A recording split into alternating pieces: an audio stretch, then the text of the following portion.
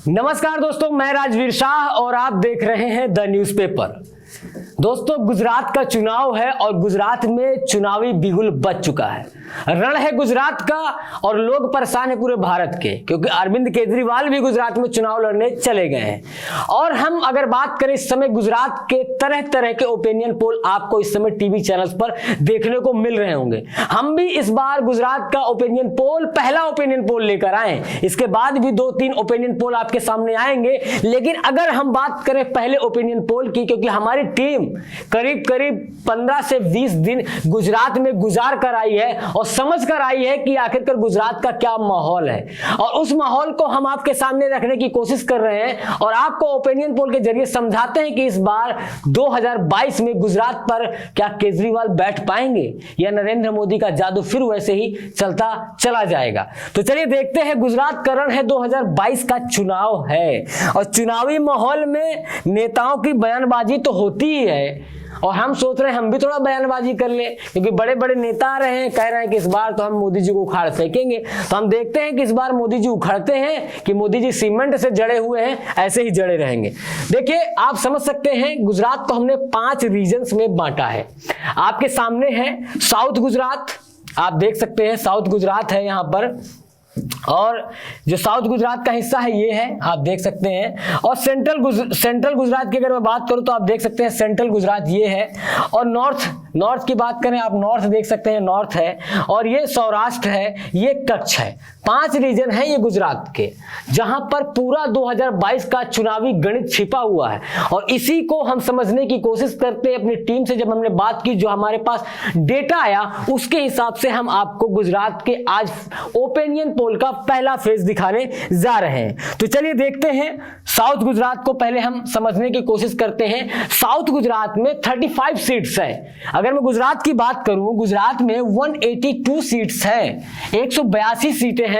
और जो आधी सीटें ले आएगा, यानी करीब करीब अगर मैं बात करूं 92 सीटें ले आएगा, वो वहां पर गुजरात में सरकार बना लेगा। अब 35 सीट्स में अगर मैं बात करूं, बीजेपी भी है, आम आदमी पार्टी भी है, कांग्रेस भी है। आम आदमी पार्टी दिल्ली से पंजाब गई, पंजाब से जीतकर अब गुजरात पहुंच गई है और जीतने की कोशिश कर रही कि गुजरात को भी एक आम आदमी पार्टी का एक प्रदेश बना लेते हैं जीतकर।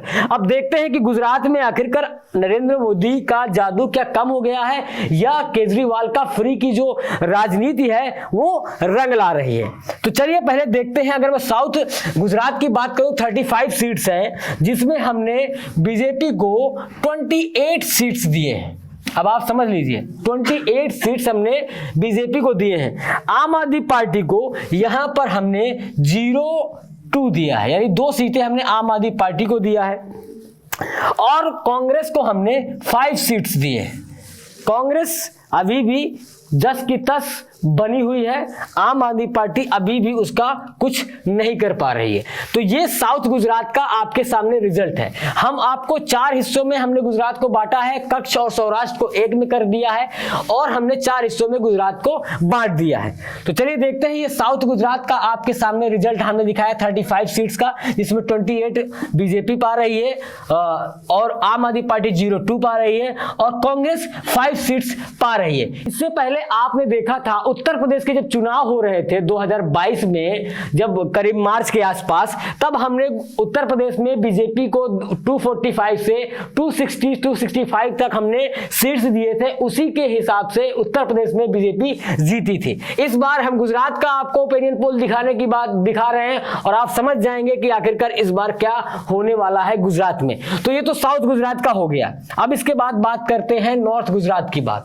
नॉर्थ गुजरात में 32 सीट्स हैं, 32 सीटें हैं नॉर्थ गुजरात में, और वहां पर बीजेपी, आम आदमी पार्टी और कांग्रेस लड़ रही है। अगर मैं 32 सीटों की बात करूं नॉर्थ गुजरात की, तो नॉर्थ गुजरात में कांग्रेस पा रही है 12। कांग्रेस को यहां पर 12 सीटें मिल रही हैं। और अगर मैं बात करूं नॉर्थ गुजरात में बीजेपी को 20 सीट्स मिल रही है और आम आदमी पार्टी को 0। आम आदमी पार्टी के संयोजक अरविंद केजरीवाल कहते हैं कि इस बार हम जाएंगे, प्रधानमंत्री नरेंद्र मोदी को उखाड़ फेंकेंगे। लेकिन अगर मैं इसकी बात करूं, ओपिनियन पोल की बात करूं, जनता की बात करूं, तो जनता अभी भी अरविंद केजरीवाल को खाली आंखें ही दिखा रही है। मतलब आप देख सकते हैं 0 ही दे रही है। अभी भी अरविंद केजरीवाल वहां पर सीट्स नहीं बना पा रहे हैं। हमने इससे पहले जो आप दिखाई है सीट्स, 2 सीटें जो हमने दिया है, ये हमने वहां पर जिस तरह से आम आदमी पार्टी और बीजेपी का इन सीट्स में टक्कर है, क्योंकि यहाँ की आबादी, जहां 2 सीट्स की हम बात कर रहे हैं, वहां पर मुस्लिम आबादी ज्यादा है जो कांग्रेस के विधायक से नाराज है, और इसलिए यहाँ पर 2 सीट्स हम दे रहे हैं साउथ गुजरात में, जहां पर बीजेपी और आम आदमी पार्टी के बीच में हमने टक्कर दिखाई है, जिसमें हमने बीजेपी से काट के वो सीटें आम आदमी पार्टी को दी है। ये है हाल साउथ गुजरात का। हमने नॉर्थ आपको दिखाया, नॉर्थ में हमने दिखा दिया 20 सीट्स आई हैं बीजेपी की, और कांग्रेस की 12 और आम आदमी पार्टी 0। तो ये है नॉर्थ गुजरात का आपके सामने रिजल्ट। अब बात करते हैं अब हम बात करते हैं सेंट्रल गुजरात। सेंट्रल गुजरात में अगर मैं बात करूं 61 सीट्स हैं, 61 सीट्स सेंट्रल गुजरात में, और यही रीजन जो है बीजेपी का गढ़ है। ये रीजन बीजेपी को हरा भी सकता है, ये रीजन बीजेपी को जिता भी सकता है, और ये रीजन को बीजेपी का गढ़ कहा जाता है सेंट्रल गुजरात को। सेंट्रल गुजरात की अगर मैं सीटों की बात करूं जो हमने और हमारी टीम ने एनालाइज किया, वो सेंट्रल गुजरात में बीजेपी को 40, और अगर मैं बात करूं सेंट्रल गुजरात में कांग्रेस को 21 और आम आदमी पार्टी को 0। ये है आम आदमी पार्टी को 0। आम आदमी पार्टी के संयोजक अरविंद केजरीवाल भले ही कहते हो कि इस बार हम मोदी को उखाड़ फेंकेंगे, भले ही वो ओबीसी चेहरा का सीएम उम्मीदवार ले आए हो, लेकिन अभी भी जनता आम आदमी पार्टी पर भरोसा नहीं कर रही है।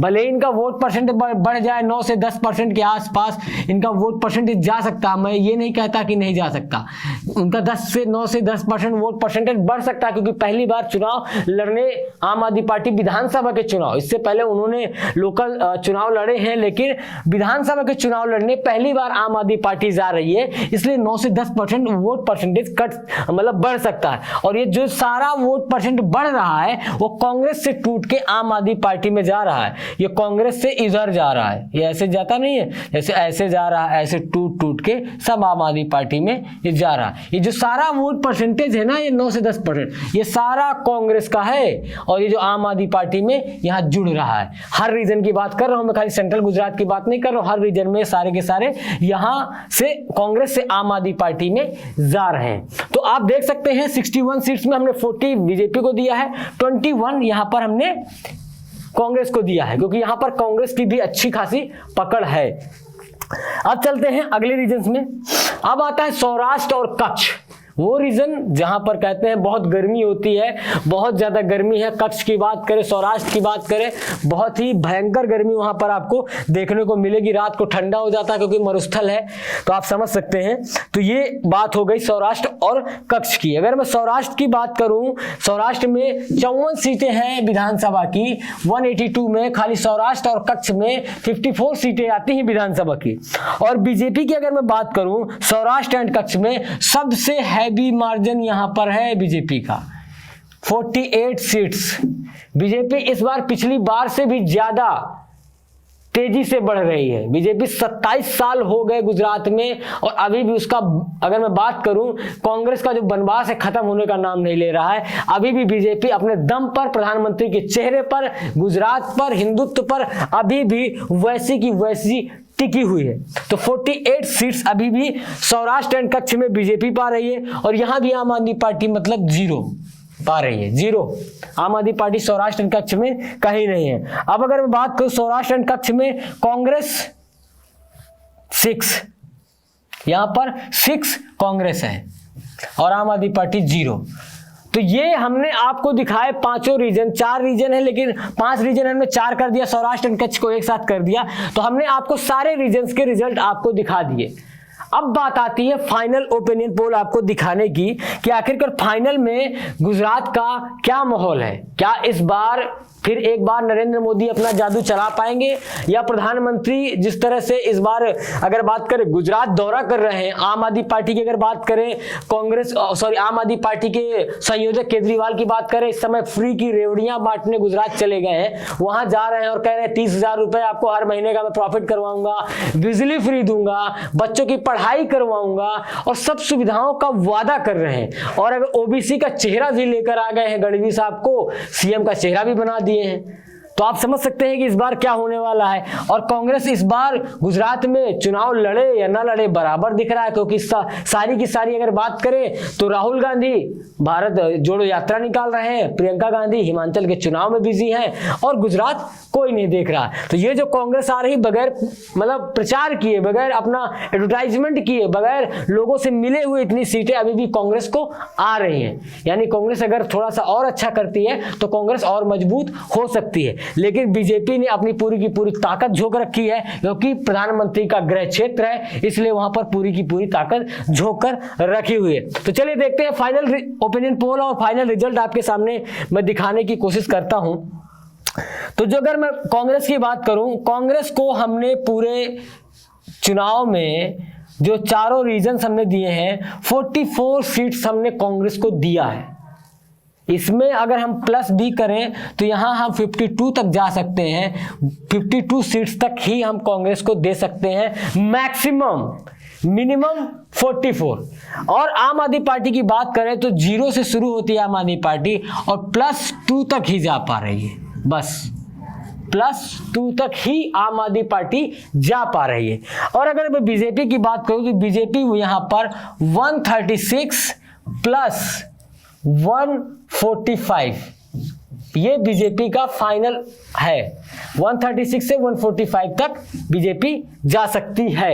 यहां पर माइनस हो जाएगी, अगर ये 145 जाएगी, यहां माइनस हो जाएगी, ये अगर बढ़ी। और आम आदमी पार्टी यहां पर 10 से 9% वोट परसेंटेज बढ़ा रही है, जो कांग्रेस का उखड़ के आम आदमी पार्टी में जा रहा है। यानी अगर आम आदमी पार्टी चुनाव लड़ने गई है तो नुकसान बीजेपी का नहीं कर रही है, वो सारा का सारा नुकसान कांग्रेस का कर रही है। इससे पहले भी आपने देखा कि जब आम आदमी पार्टी पंजाब चुनाव लड़ने गई तो कांग्रेस को खत्म कर दिया, कांग्रेस को एकदम जड़ से उखाड़ के फेंक दिया, क्योंकि कांग्रेस वहां की मुख्य पार्टी थी, जहां पर कैप्टन अमरिंदर सिंह, अगर मैं बात करूं सीएम का चेहरा थे, सीएम बनकर रहे, चन्नी साहब चेहरा रहे कांग्रेस के, और वहां पर सीएम बन के रहे, उनको आम आदमी पार्टी ने उखाड़ के फेंक दिया।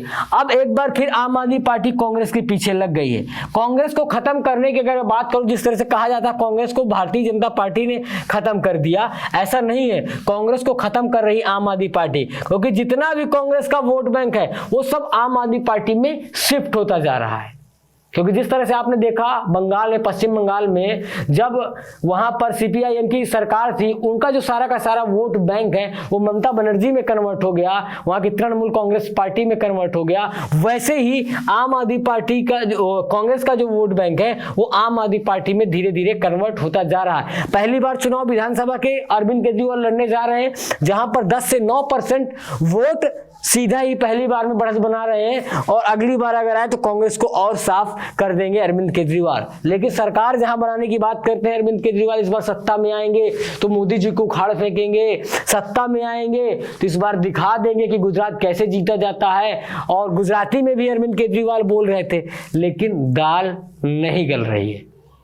बहरहाल आप देख रहे हैं फाइनल ओपिनियन पोल, इस समय आप देख सकते हैं 136 से 145 तक हम बीजेपी को दे रहे हैं, और आम आदमी पार्टी को 0-2 से ज्यादा नहीं दे रहे हैं, कांग्रेस को 44, 52 मैक्सिमम 42 जा रही है।